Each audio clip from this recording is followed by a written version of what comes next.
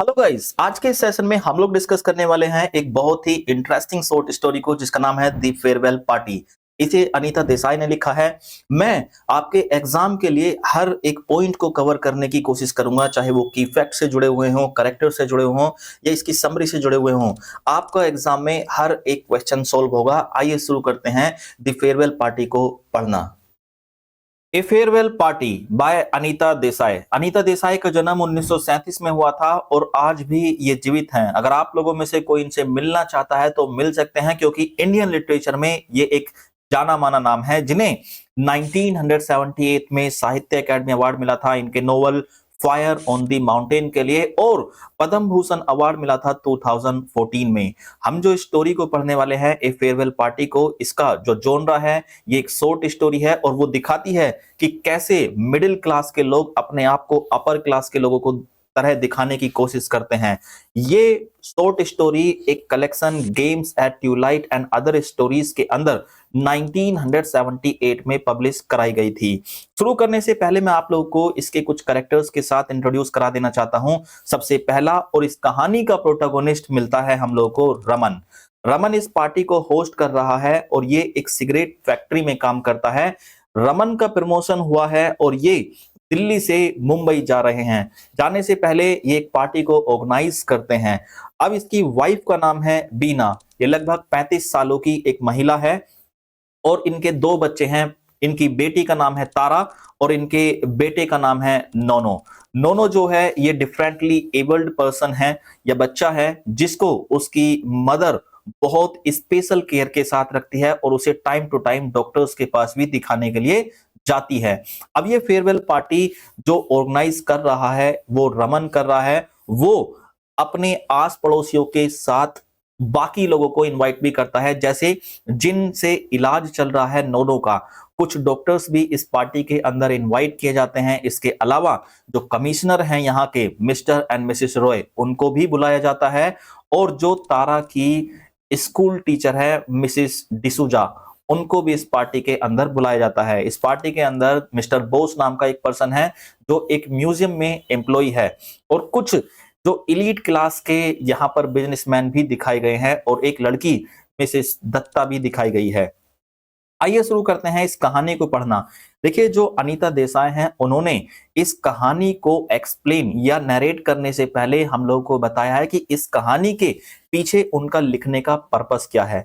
अनीता देसाई ये बताती हैं कि जब आप द फेयरवेल पार्टी को पढ़ोगे तो इसमें आप लोगों को कुछ ऐसे लोग दिखाई देंगे जो अपर मिडिल क्लास फैमिली से या फिर मिडिल क्लास फैमिली से बिलोंग करते हैं, लेकिन उनकी जो दिखावटी या बनावटी जीवन शैली है उसको पूरी तरह से उन्होंने उजागर कर दिया है, या फिर जो अमीर लोग होते हैं उनके तरह ये जीने की कोशिश करते हैं, उस चीज को दिखाती हैं। इस समाज में असल में जो भी लोग रह रहे हैं, चाहे वो मिडिल क्लास के लोग हों या अपर मिडिल क्लास के लोग हों, वो अपने आप को वो रईस लोग दिखाना चाहते हैं। उनका मकसद सिर्फ ऊंचाई को पाना, सक्सेस को पाना, या फिर जो बंगला, गाड़ी, मोटर, इन सभी चीजों को पाने में वो लगे रहते हैं। और जहां तक बात करें उनके रहने सहने की, वो वेस्टर्न कल्चर को फॉलो करते हैं, उसकी नकल करते हैं और अपने आप को ज्यादा से ज्यादा मॉडर्न और फ्री दिखाने की कोशिश करते हैं। अनीता देसाई हमें ये बताती हैं। साथ में ये भी बताती हैं जो मिडिल क्लास या अपर मिडिल क्लास के जो लोग होते हैं उनका ये दिखावा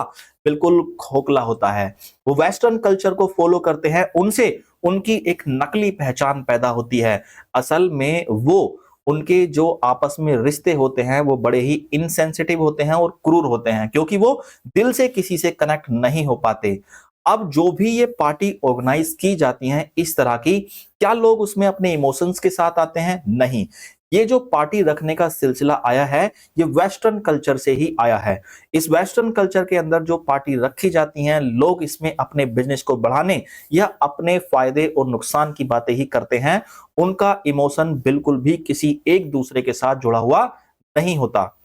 इस कहानी को शुरू करने से पहले अनीता देसाई हमें एक एक्वेरियम का भी जिक्र दिखाती हैं, जिसमें अलग अलग तरह की मछलियां होती हैं, कुछ छोटी, कुछ बड़ी, कुछ अलग अलग कलर की मछलियां होती हैं, उन सभी से हम लोगों को क्या बताती हैं वो, कि इस संसार में, इस दुनिया में भी अलग अलग लोग, अलग अलग तरीके के लोग रहते हैं जो अपनी चालाकियों से सिर्फ अपने मकसद को पूरा करने में लगे रहते हैं। वो एक और एग्जाम्पल देती है कि कभी आपने अगर पानी के जहाज से यात्रा की होगी तो वो आपको पता होगा कि वो यात्रा महीनों महीनों में कंप्लीट होती है। वहां पर जो रहने वाले लोग हैं शिप पर, वो एक दूसरे से बात करने लगते हैं और वो फॉर्मेलिटी के लिए अपना नकली अपनापन एक दूसरे को दिखाते हैं। लेकिन जब वो अपने डेस्टिनेशन पर पहुंचने वाले होते हैं तो एक रात पहले वो भी एक पार्टी को ऑर्गेनाइज करते हैं और एक दूसरे के लिए अपनी भावनाओं को व्यक्त करते हैं, जबकि वो भावनाएं सिर्फ फेक होती हैं। असल में वो एक दूसरे के लिए अजनबी ही रहने वाले हैं। अब अनीता देसाई शुरू करती हैं इस मेन कहानी को। देखिए, इस कहानी में का जो मेन कैरेक्टर है वो है रमन। रमन अपनी वाइफ बीना के साथ मिलकर एक पार्टी को ऑर्गेनाइज कर रहा है, क्योंकि उनकी कंपनी ने रमन को क्या कर दिया है, प्रमोट कर दिया है और उन्हें दिल्ली से मुंबई जाने का मौका मिल रहा है। जाने से पहले वो अपने आस पड़ोसियों को एक पार्टी देना चाहता है, एक फेयरवेल पार्टी देना चाहता है और उसको ऑर्गेनाइज करने की पूरी जिम्मेदारी जो दी गई है वो बीना को ही दी गई है। अब ये बीना जो है लगभग 35 साल की एक महिला है, जो असल में अधिकतर टाइम जो गुजारती है वो अपने बेटे नोनो के साथ ही गुजारती है। अब ये बीना पिछले 15 सालों से तो अपने बेटे की देखभाल में बिल्कुल व्यस्त रही थी। उसका मिलना जुलना आस पड़ोसियों से कम और डॉक्टरों के साथ ज्यादा था। तो उसकी पहचान डॉक्टरों से थी, क्योंकि वो अपने बेटे नोनो को लेकर बड़ी परेशान रहती थी, क्योंकि वो एक दिव्यांग या फिर डिफरेंटली एबल्ड बच्चा था जिसकी देखभाल करने की जिम्मेदारी बीना पर थी। अब बीना पार्टियों में कभी नहीं जाती थी, ना ही वो किसी पार्टी को अटेंड करती थी, कॉफी शॉप में नहीं जाती थी, किसी क्लब में नहीं जाती थी। तो बीना का मिलना जुलना जो था वो ज्यादातर डॉक्टरों के साथ था। तो वो पहले तो थोड़ी हिचकिचाती है कि सभी को बुलाना क्या जरूरी है, लेकिन ये तो एक फेयरवेल पार्टी है, वहां पर आस पड़ोसियों के साथ साथ कुछ बिजनेस जो करते हैं बड़े लोग, उनको भी इनवाइट किया जाता है। कोई दिक्कत नहीं है, बीना इस पार्टी के लिए जिम्मेदारी ले लेती है कि सारी चीजों को वो बड़ी अच्छी से ऑर्गेनाइज कर देगी। ठीक है, पार्टी की तैयारियां जो करी जाती हैं बीना के द्वारा वो आंगन में करी जाती हैं। अब वहां पर ये बीना सब कुछ अच्छे से स्टैब्लिश करवा देती है, लेकिन एक चीज भूल जाती है कि आंगन में अगर पार्टी रखी गई है तो वहां पर प्रॉपर लाइट का इंतजाम भी होना चाहिए। लेकिन बीना बस इसी में चूक कर देती है। जहां आंगन में पार्टी रखी जाती है वहां पर कम लाइट आती है, मतलब जो लाइटें अंदर से लगी हुई हैं वहीं से लाइटें आती हैं, जिसकी वजह से कई जगह पर अंधेरा रह जाता है। लेकिन अब लाइट का इंतजाम करने का समय नहीं है, क्योंकि पार्टी अटेंड करने के लिए लोग आने लगे हैं। सभी लोगों का बीना तहे दिल से स्वागत करती है और उनमें से अधिकतर लोगों को बीना ठीक से जानती भी नहीं है। फिर भी लोग उनके साथ अपने ऐसे दिखावा कर रहे हैं कि वो बड़े ही घनिष्ठ मित्र हों और एकदम सगे संबंधी रिश्तेदारों की तरह दिखावा कर रहे हैं। तभी बीना के पास एक महिला आती है और कहती है कि क्या बीना, ये सही में सच है कि तुम हम लोगों को छोड़कर जा रही हो? तुम इतनी निर्दयी कैसे हो सकती हो?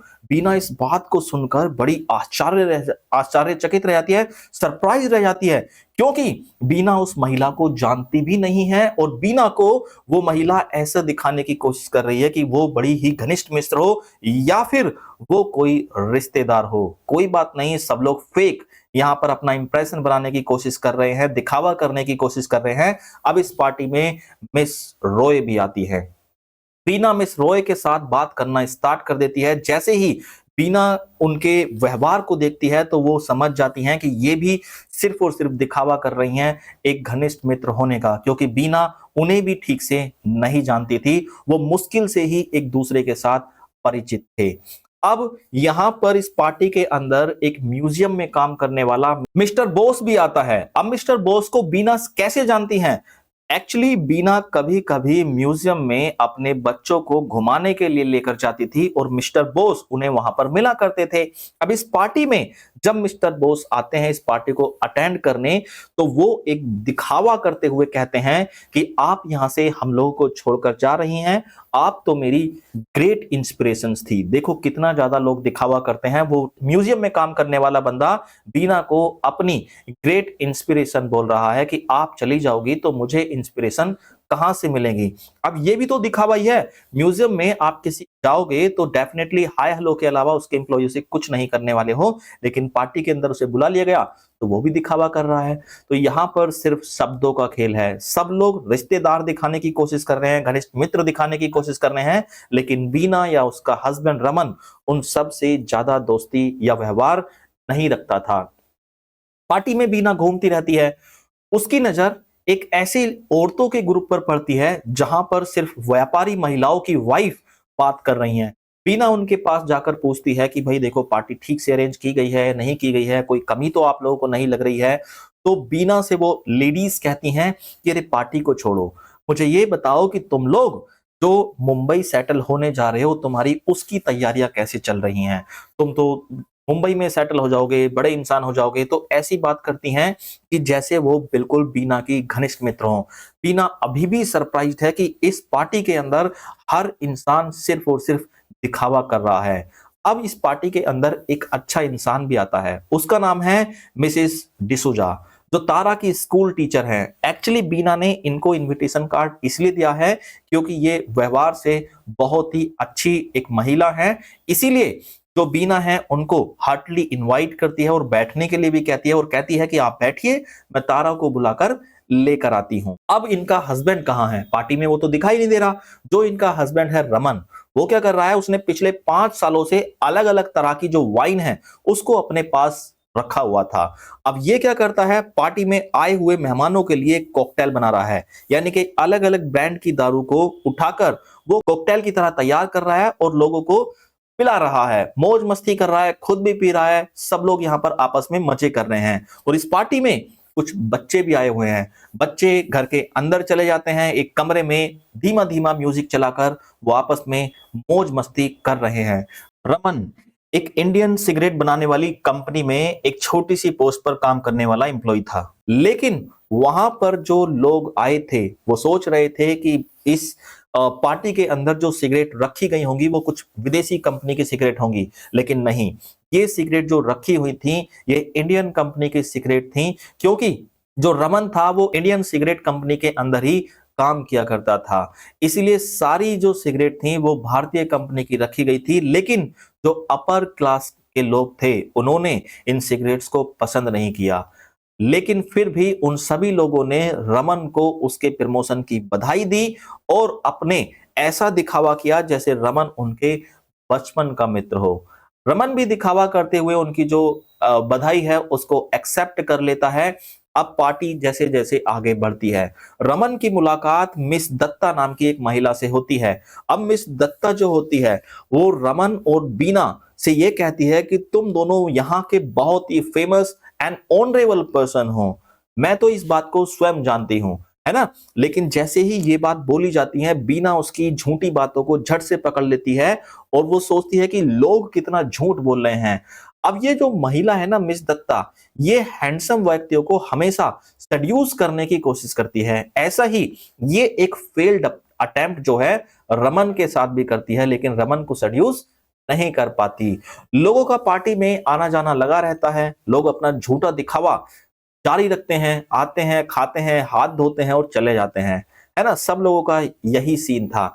यहां तक कि उनमें से एक औरत तो ये तक कह देती है बीना से कि जब तुम्हारी बेटी तारा बड़ी हो जाएगी तो उसकी शादी मैं अपने बेटे से करवाऊंगी। लो भाई, बेटे को ये जानती नहीं है, हैं? बेटी को ये ठीक से नहीं जानती है और शादी का वादा तक कर डाला। चलो कोई बात नहीं है, बीना ने मुस्कुरा दिया। अब पार्टी में बहुत से लोग आ चुके थे, काफी भीड़ हो चुकी थी। कुछ समय बाद लोग एक दूसरे को अलविदा कहकर खाना खाकर अपने घर की तरफ को खिसकने लगे थे। लोगों के जाने के बाद यहाँ पर कुछ अच्छे लोग, जैसे जिनका बीना के साथ अच्छा कनेक्शन था, बातचीत थी, जो कि अपने बेटे की वजह से थी, नोनो की वजह से, अब ये डॉक्टर्स लोग वहां पर जो अभी तक पार्टी में दिखाई नहीं दे रहे थे वो आ जाते हैं।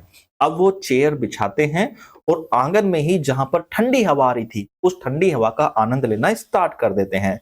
बीना जो है अपने जो डिफरेंटली एबल्ड बेटा था उनका नोनो, उनको डॉक्टर्स के पास लेकर आती है और उन डॉक्टर्स की जो वाइफ्स हैं वो नोनो को बहुत प्यार से बात करती हैं, उसके साथ बातचीत करती हैं, तो असली रिश्ता ये दिखाया जाता है। यानी कि जिन लोगों के साथ आपके व्यवहार ठीक होते हैं, वो आपके परिवार का हाल-चाल सब पूछेंगे। लेकिन अभी तक जितने भी लोग इस पार्टी में दिखाए गए थे, वो ऐसे लोग थे जो सिर्फ बेकार का दिखावा कर रहे थे और खाना-पीना खाकर निकल गए। लेकिन इन डॉक्टर्स ने खाना-पीना की परवाह ना करके वो बीना और उसके हस्बैंड रमन से मिलने के लिए वहां पर रुके, उनके परिवार के बारे में पूछा। असल पार्टी तो तब शुरू होती है जब ये एक परिवार की तरह एक साथ सभी लोग बैठ जाते हैं। अब यहाँ पर एक डॉक्टर हैं, डॉक्टर बैनर्जी, उनकी पत्नी आई हुई हैं। डॉक्टर बैनर्जी की पत्नी एक गाना गाने के लिए कहती हैं। अब वो गाना गाती हैं रविंद्रनाथ टैगोर का एक दुख भरा गाना। अब जैसे ही उस गाने को सभी लोग सुनते हैं, तो बाकी लोगों की आंखों में आंसू आ जाते हैं और लोग हल्का फील करने लगते हैं। इस कहानी के अंत में हमें पता चलता है कि सच्चे रिश्ते किस तरह के होते हैं और जो फेक रिश्ते होते हैं वो किस तरह के होते हैं। तो इस दुनिया में आजकल जो रिश्ते दिखाए गए हैं वो बिल्कुल फेक दिखाए गए हैं। चंद लोगों से रिश्ता रखो, लेकिन वो रिश्ते अच्छे और मजबूत होने चाहिए। इसी के साथ ये शॉर्ट स्टोरी खत्म हो जाती है। आई होप ये स्टोरी आपको समझ में आई है। मिलते हैं अगले लेक्चर में, तब तक के लिए जय हिंद।